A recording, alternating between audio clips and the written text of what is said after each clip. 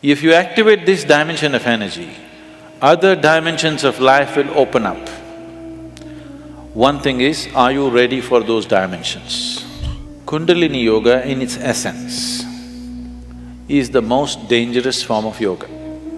I'm saying dangerous because it's the most potent also. If you have to jump into an abyss, you should be insane or you should have enormous trust in somebody.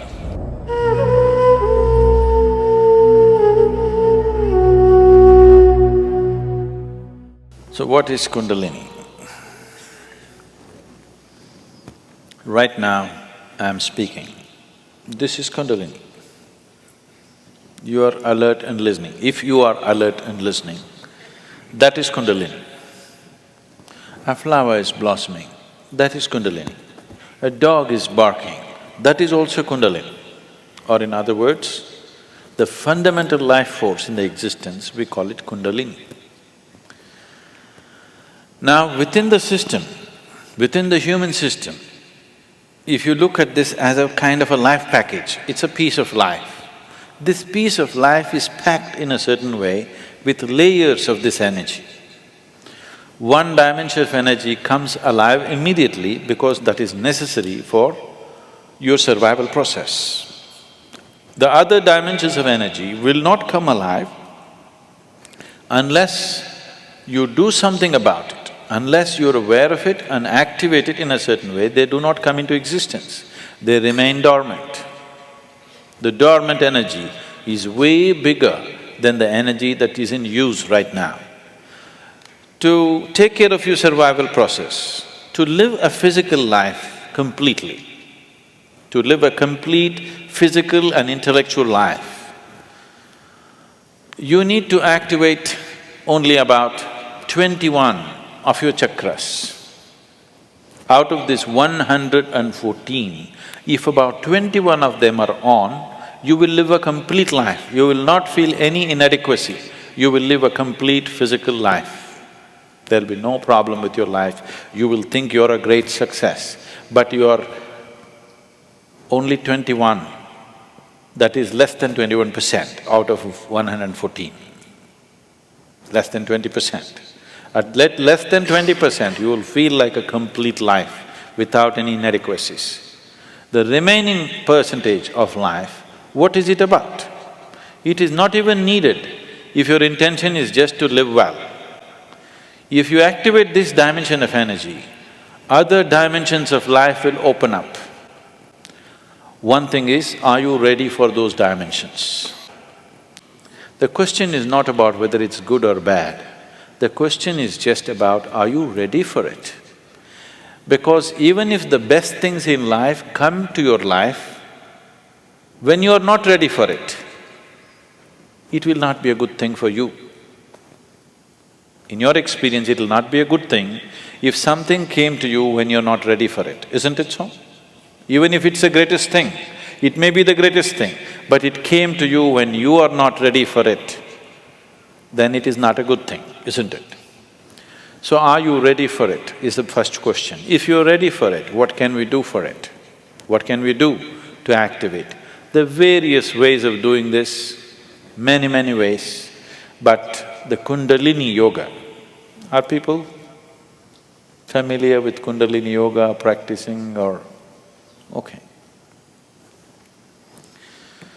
Kundalini yoga, I'm not making a comment about anybody, okay? Kundalini yoga in its essence is the most dangerous form of yoga. I'm saying dangerous because it's the most potent also. What is most potent is always the most dangerous, if improperly handled. There are various kinds of energy in the world right now. Even the electricity is being manufactured produced in so many different ways. One of the ways that we do it is through nuclear reactions, nuclear reactors rather.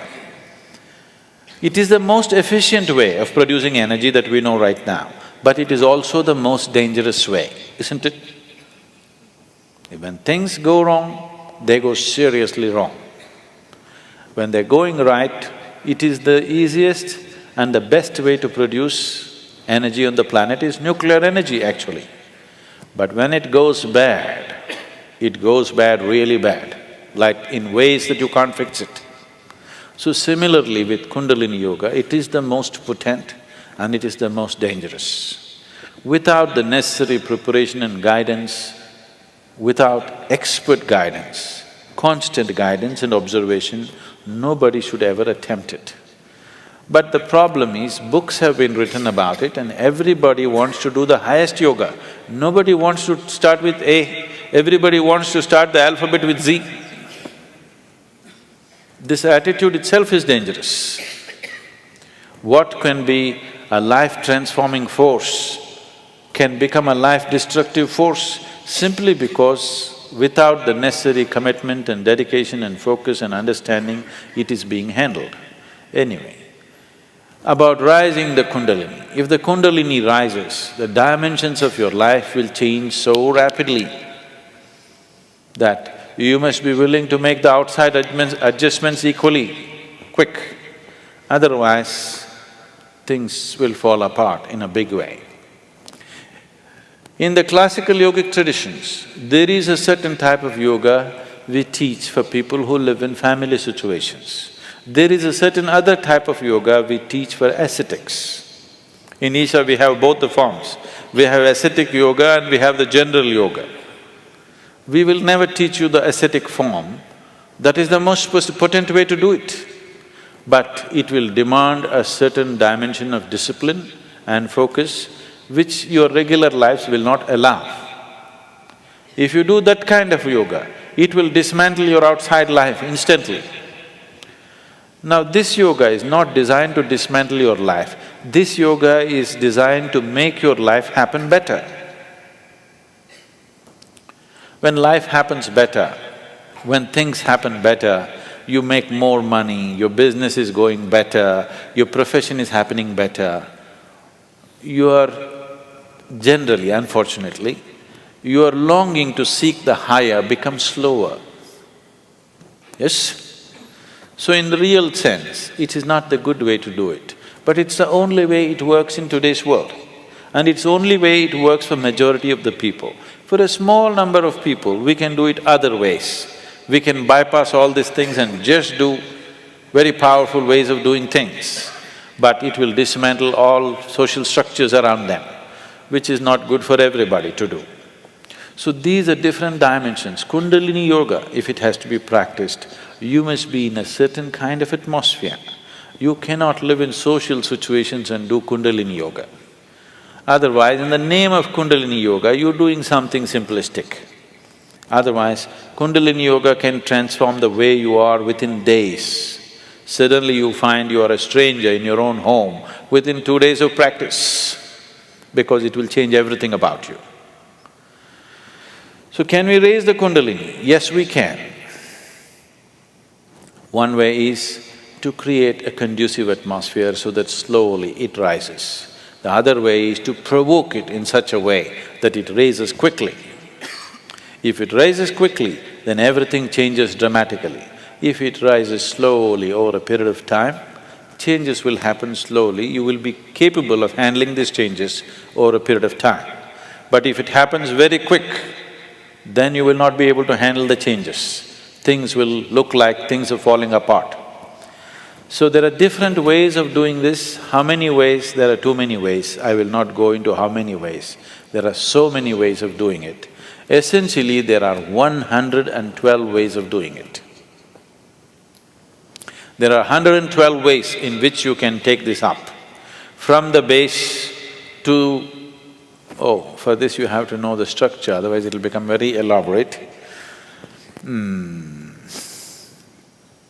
Out of these 114 chakras, there are 7 which we recognize as 7 dimensions. Out of this, 6 are within the body, 1 just outside the physical body. So if you employ these 112 methods, you will handle the 6th chakras. The 7th one you cannot handle. There are 112 ways in which you can attain to a chakra which we refer to as Agna. But from Agna to Sahasrara, there is no way. There is no way to do it. you just have to jump into an abyss.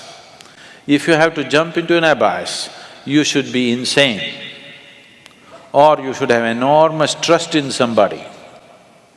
Somebody says jump, and you are jumping because you have such a deep trust in somebody that when he says jump, it has to be good for you.